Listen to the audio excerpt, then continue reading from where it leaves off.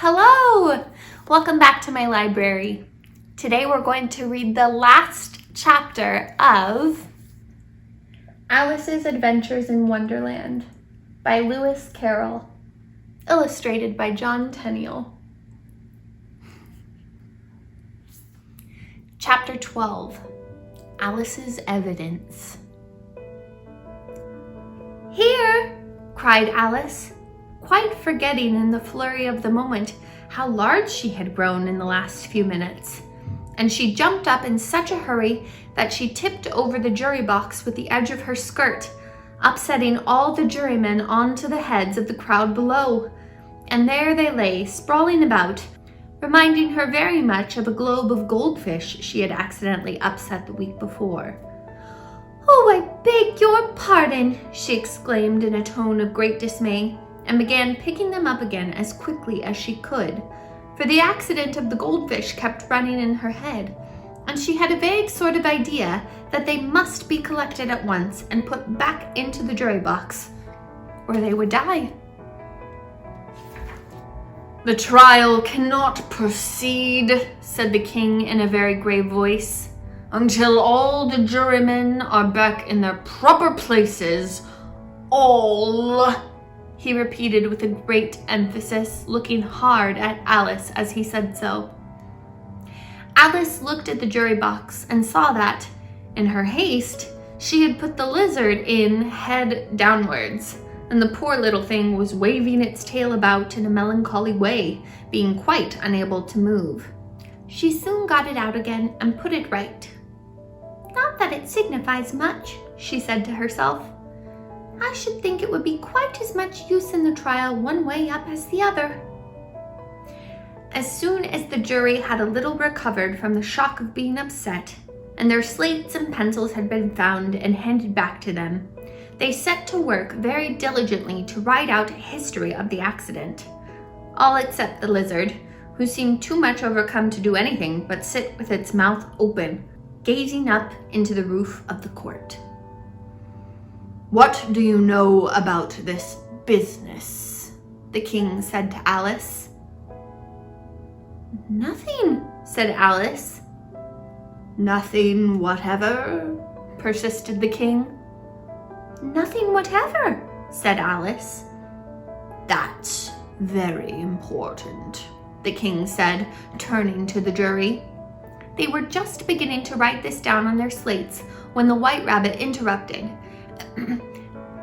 "Unimportant, your majesty means, of course," he said in a very respectful tone, but frowning and making faces at him as he spoke.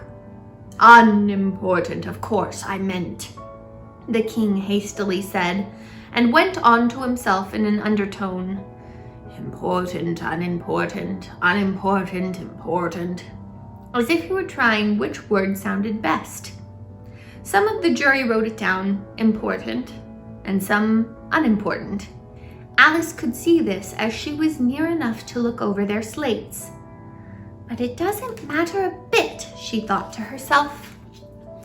At this moment, the king, who had been for some time busily writing in his notebook, called out, "Silence!" and read out from his book, "Rule 42.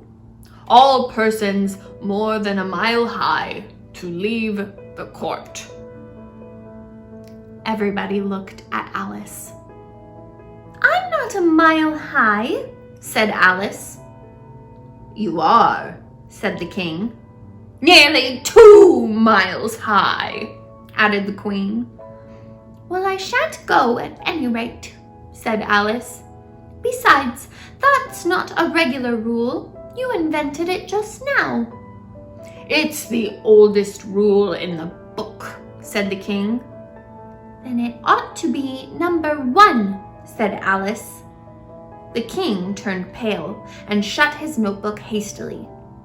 "Consider your verdict," he said to the jury in a low, trembling voice. "There's more evidence to come yet, please, your majesty," said the White Rabbit, jumping up in a hurry. "This paper has just been picked up." "What's in it?" said the queen. I haven't opened it yet, said the White Rabbit, but it seems to be a letter written by the prisoner to somebody. It must have been that, said the king, unless it was written to nobody, which isn't usual, you know. Who is it directed to? Said one of the jurymen. It isn't directed at all, said the White Rabbit. In fact, there's nothing written on the outside. He unfolded the paper as he spoke and added, It isn't a letter after all. It's a set of verses.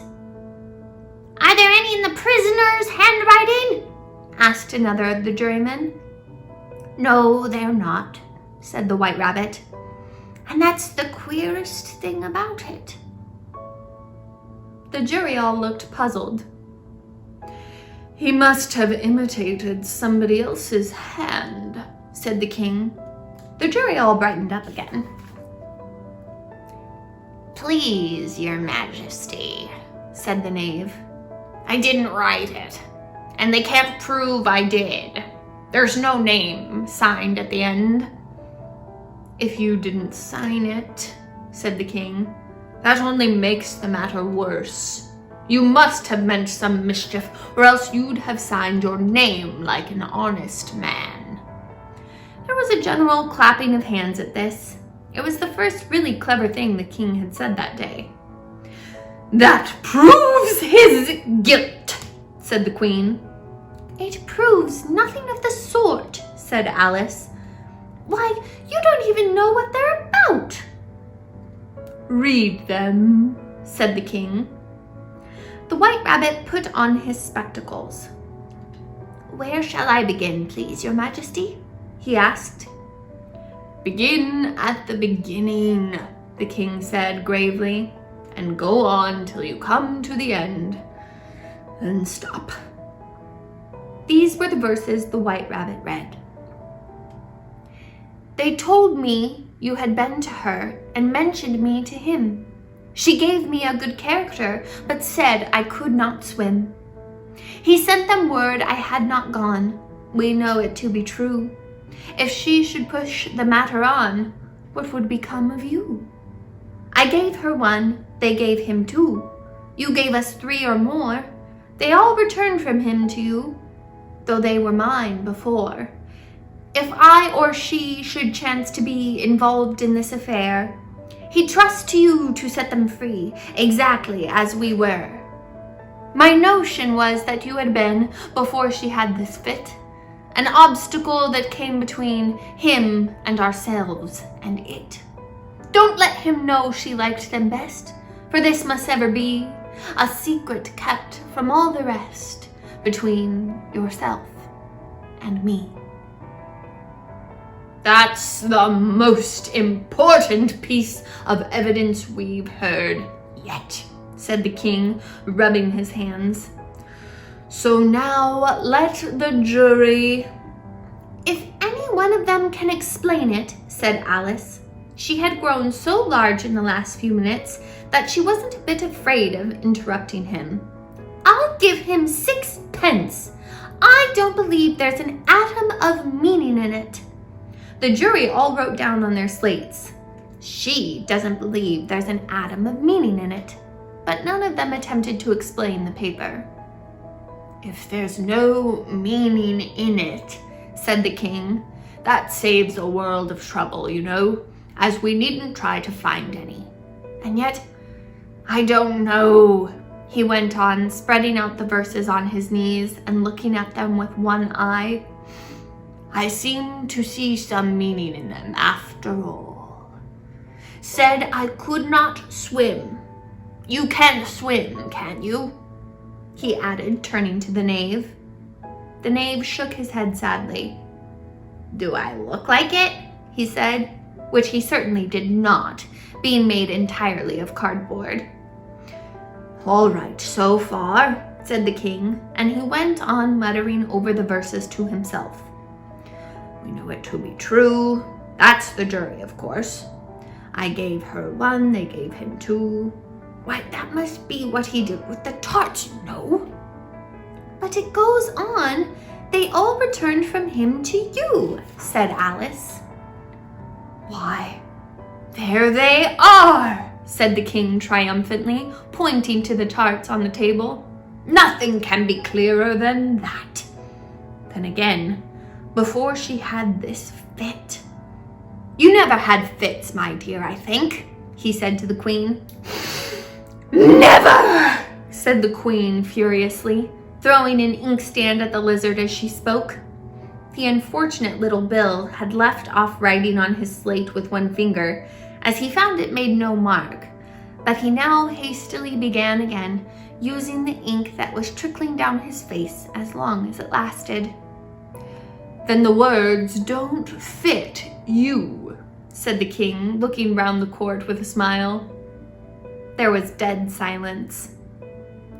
It's a pun, the king added in an angry tone, and everybody laughed. Let the jury consider their verdict, the king said for about the 20th time that day. No, no, said the queen. Sentence first, verdict afterwards. Stuff and nonsense, said Alice loudly.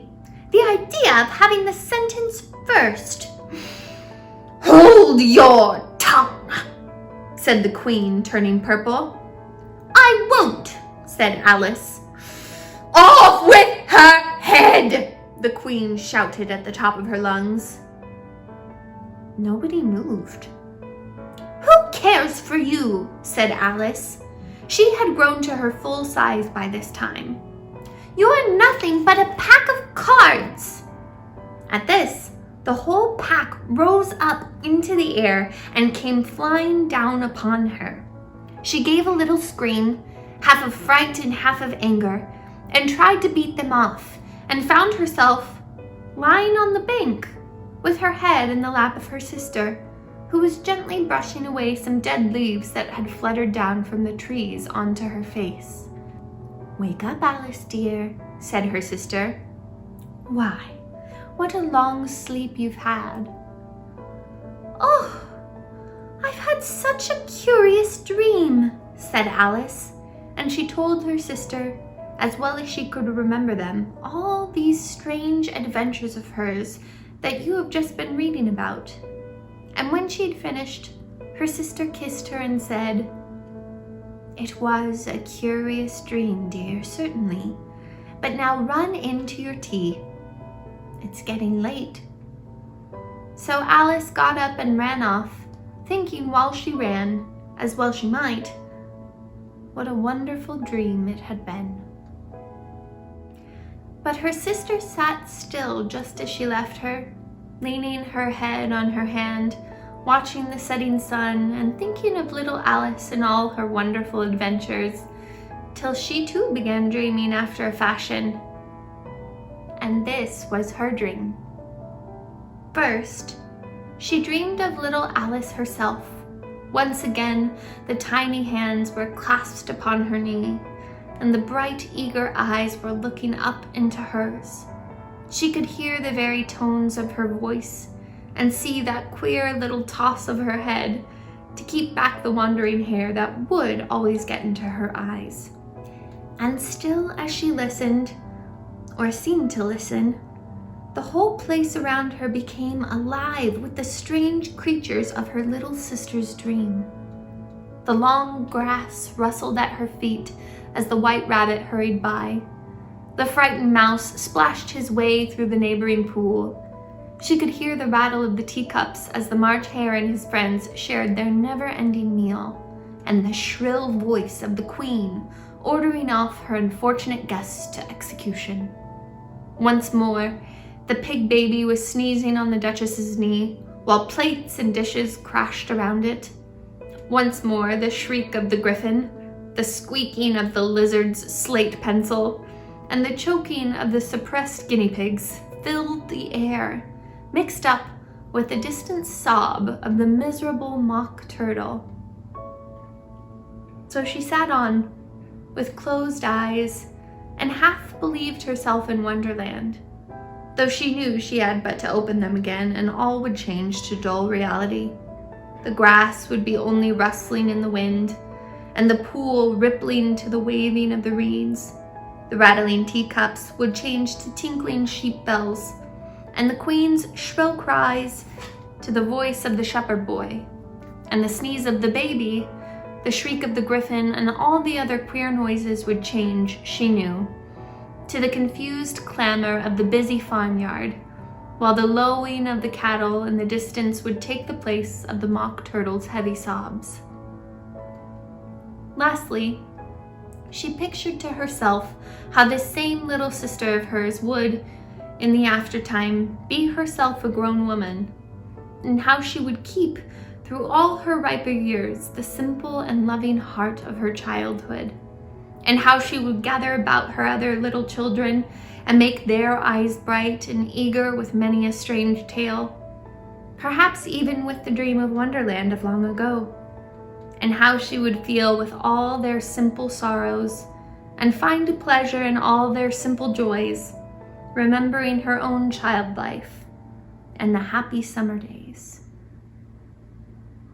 The end.